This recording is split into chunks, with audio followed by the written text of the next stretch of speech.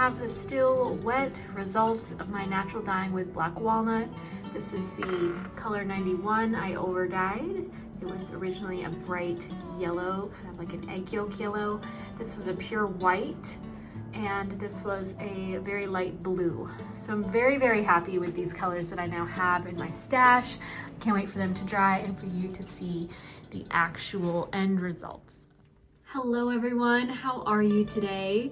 I hope you're having a great day so far. If you're new here, my name's Taylor. I live in Baltimore, Maryland, and on my YouTube channel, I feature content that is generally focused on knitting and spinning. I am so glad to be back. If you are a returning viewer, you might know the saga of Star Baby Moonchild's scheduled surgery, so I'll just give her update now and get that out of the way. If you're not here for her, feel free to skip ahead.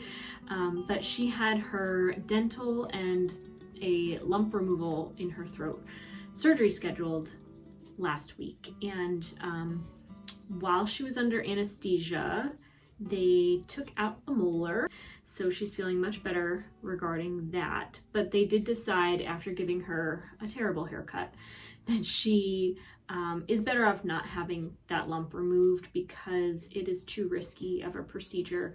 The proximity of her mass, which you might be able to see maybe right here, it's just too close to major nerves and blood vessels and things. So it was just too much of a risk to attempt to remove. They did get two more, what her doctor called aspirate, to get a better idea of what exactly is going on.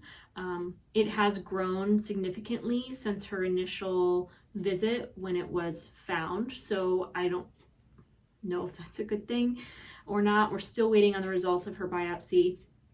Of course, we've already done a biopsy and it was inconclusive, so I'm really hopeful that the good samples that she was able to get while under anesthesia will tell us more. But as of right now, she's just being her sassy self. In this episode of what I like to call the Thread to Mend podcast series, I sit down and I share with you the things that I'm making in real time, and I have quite a bit to share. Here I have the results of my natural dyeing over last weekend. I took what I had left of 4 skeins of Jamieson Smith yarn.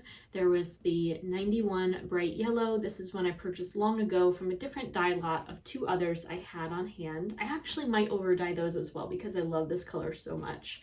This was originally a light blue shade, and then this was a light yellow and a white color.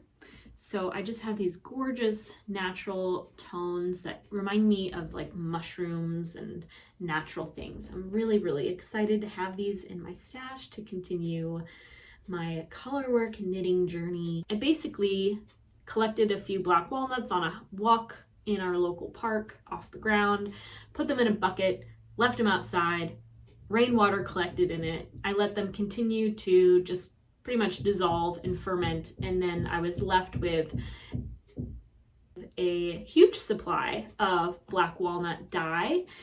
Black walnuts do not require an additional mordant for the color to fix to the protein fibers of wool. So it is one of the most fabulous natural dyes to begin with if you've never naturally dyed before, because 1, you can very often find them for free on the ground someplace, if not your own backyard, maybe a neighbor's, maybe on a hike. If you've never seen a black walnut before, they look kind of like big limes, big round limes. They have this kind of tennis ball sort of shape, and they bruise and become brown over time. And so you can collect them, I think, at any stage, to be honest. And then I did a very short bath on the stove. Had I let my yarns steep in the dye bath much longer, I would have probably ended up with more saturation. There was a time where I think I left a skein of yarn in a bath of black walnut dye for a couple days, just out in the backyard. I think I heated it up and then I just transferred it outside and left it there, and it became a very rich kind of chestnut brown. And I think I might do that with some other skeins I have, but I'm really excited to have this 2-ply in my stash. I have so many plans to knit so much more of my Jamieson Smith stash this coming year. I have 2 projects right now on my needles that I'm currently working, and then I have a few ambitious knit ideas. Speaking of which, we have a knit along. I'm gonna get into that later on in the video, so if you want to win some prizes, we're gonna do an ambitious knit along. And first I'm going to show you what I'm working on now, then I'm going to go into what I have planned, and then we'll talk about the ambitious knit along. So I picked back up, just steam blocked this last night to show you. I have it on a couple cords I've connected.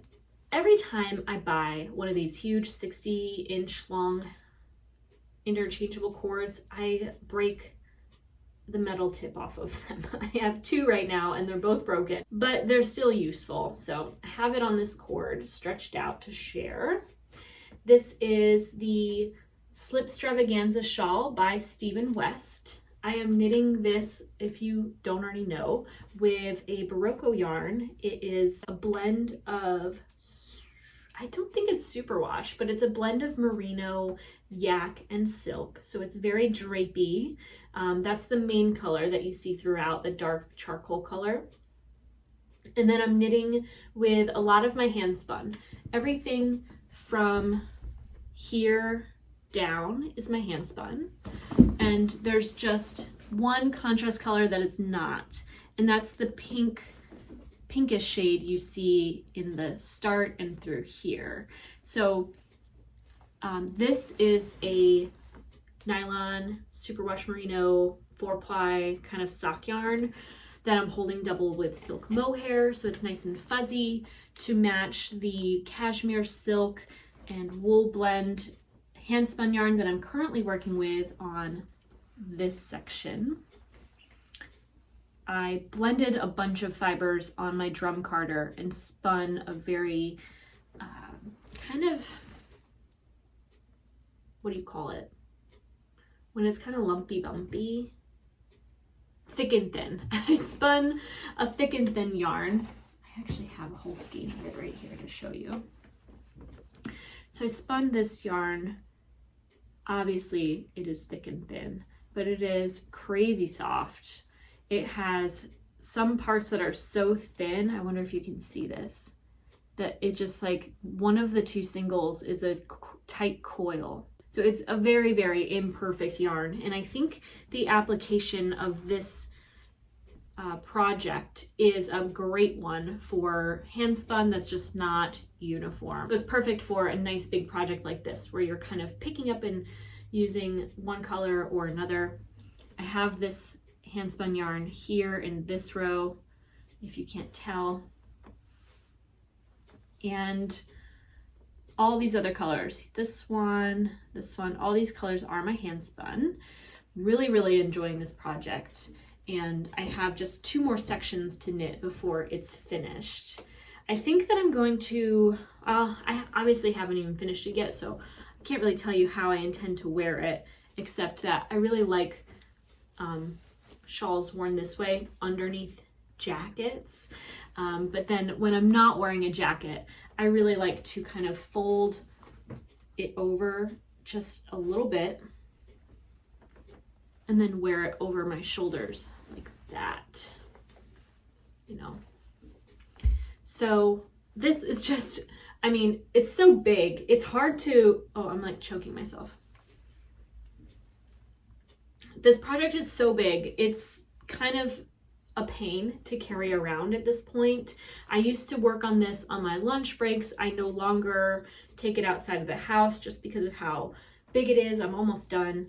And the rows are so long that it is a nice relaxing knit, even though it seems quite complicated.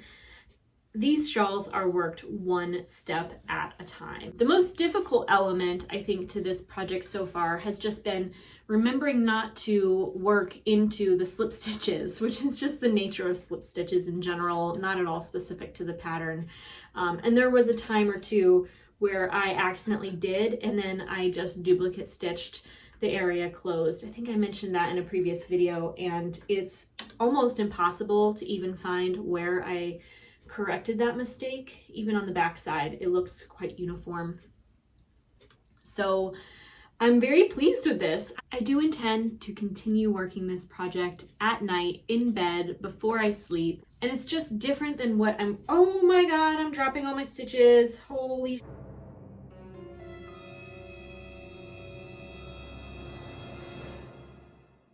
Oh, you're not helping, Starb. Oh, goodness gracious. I think I fixed it. I really don't know, but it's time that I move this project far, far away from myself and this cat because we are just destroying everything right now. Next, I have a not so exciting update on the greatest sweater of all time, the goat. This is the Vair pullover by Gudrun Johnston. I'm knitting this, of course, with Jamieson Smith 2-ply Shetland yarn, and I'm working on both sleeves separately. I happen to have two US size 3 9-inch circulars by Chiagu. These are my preferred method of working small circumference stockinette stitch. Color work stockinette, not so much. I would rather use interchangeable needles for knitting color work in any circumference, but when it comes to straight stockinette, I love my Chiagus. As you can tell, I'm a lot less anxious about dropping stitches with a toothy yarn such as this one, but when you're working with silk, there's a lot less friction holding the stitches in place, so when they pop off, they really do pop off. They start to unravel and you have multiple rows sometimes to rework just to get back on track. When you're talking about Jamieson Smith's 2-ply jumper weight, a lot of the times the same stitches that fell off the needles are sitting there and waiting for you to pick them back up. I ran out of storage and my phone stopped recording, so I don't know what I was just saying, and you might hear a truck in the background, but we are trying to get this podcast going, and I do hope to finish this quite soon. I don't know about you, but when I'm working on a project and I'm kind of in that home stretch where all the exciting stuff has happened, all that's left to do are, the basic instructions I've already started to follow, and then once executed, I am done. At that point in a project, I like to envision my future project and what I intend to work on. And there's a few elements to starting a new project. Many of us here are planning to start new ambitious knits, or maybe we're currently working on ambitious knits. But at some point in time, all of us are starting new projects. And I like to begin the process of starting a new project before I've finished a current one. And that's not to say I start making it yet, but I do get all my ducks in a row. I decide on the pattern, I decide on the yarn, I might have swatched. I definitely want to swatch because I want to know that the yarn I'm planning to use should be the yarn I use. And, I get all of the thinking parts out of the way before I'm done with what I'm working on, because I find that if I finish a project and I don't have the next one started, I hit a lull and I don't know what to do with myself. I don't know what to start. I have too many ideas of what I think I might want to do, but I have no solid plan in place for what I'm going to execute.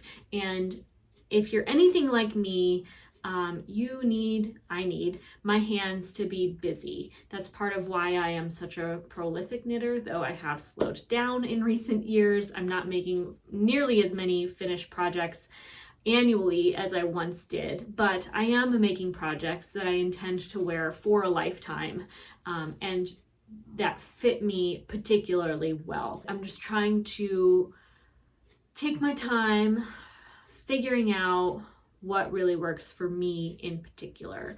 And one thing that does and doesn't work is fingering weight yarn sweaters are really, really, really what I need in my wardrobe. Being on the eastern side of the semi-northern climate, we have real winters with snow and freezing temperatures, and I need wool in my wardrobe, but I also need lighter weight wool garments.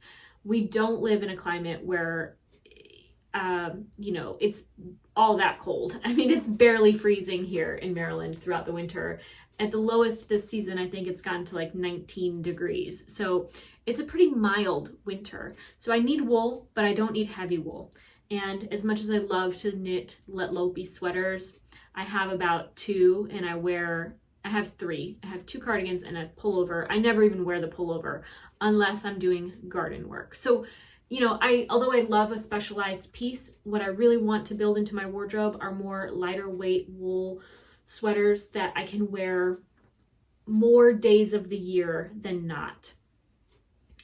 But I don't need very many wool fingering weight sweaters that are very warm. And woolen spun Shetland yarn is very warm yarn. So I'm really excited to have this finished and to begin wearing in my wardrobe before too long, so that I can get some wear out of it before spring. But I'm not gonna have like a huge use for all of the Shetland wool sweaters I intend to knit, because it just gets so hot here, and I'm already anticipating the heat and humidity of summer here because I am growing my garden. It is popping off. We got seedlings in the house, and I'm really excited for spring. I'm going to insert some video for you to see what my seed starting situation looks like. I have painted daisies. I have zinnias galore. I have sunflowers, marigolds, the house. I've got it all. I've started cucumbers, my tomatoes, I've already potted up, so they're gonna be big and ready for mid-April. What else? I think that I have started some container snap peas. I have some seeds that I've kind of foraged on my dog walks that I'm excited to grow because I've never grown them before. I just find seeds here and there and I try things out. So I'm really excited for spring. The garden has been giving me so much hope for the future. When I'm angry and when I'm depressed, I just sit and I stare out my kitchen window and I look to the garden and I think about what I want to do here, here, and here. I think about, when the weather's nice, not even when it's nice. Honestly, as often as I can, I go outside, I touch grass, and I can decompress a little bit. I feel like the garden work in my daily life is really what keeps me tethered down to the earth, because I am a very ethereal, air element dominated personality and person.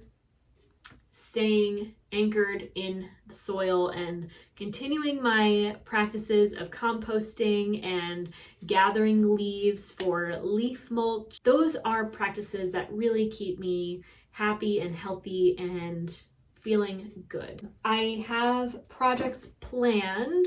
I'll show you next week because there's no reason for me to even get that yarn out to talk about yet. But I have some ambitious knits on the horizon, one of which is an all-over lace pullover. I've never knit a complete lace garment before. That was a lie. I'll talk about it later, but that's going to be one of my ambitious knits in the coming months for our knit along. We are going to use the hashtag TO Ambitious KAL. It is a knit along, so we're knitting. Sorry folks, do whatever you want to do, but use the hashtag for your knitting. But I'm really excited about the color choices I've picked out for my lace jumper. They're kind of quirky. They're a little out there. I feel like some of you are gonna hate them. I think you're gonna hate some of the colors I put together, but I really like them. They are, I'll just give you a little spoiler. They're inspired by this knitting bag. So we got a little bit of everything in there. Sort of, kind of, not really, but let me know what you're working on. Are you starting a new project for this knit along? What questions do you have about that process. I'll let you go. I hope you have a wonderful day. I want to thank you so much for watching this episode of the Thread to Mend podcast. If you want to find me on Ravelry, Instagram, or Twitter, my handle is Taylor E. Owen on those platforms. And you can find me on TikTok as Taylor Knits. I hope you have a wonderful day. Again, thank you so much for being here and take care.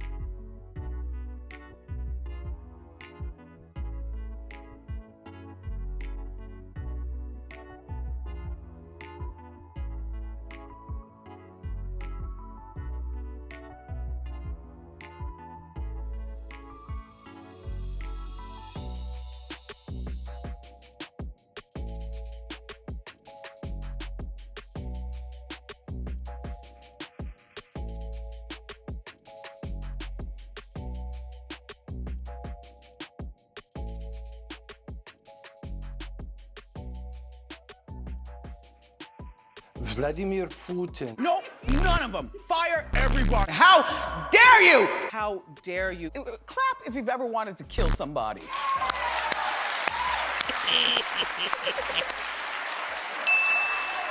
I mean...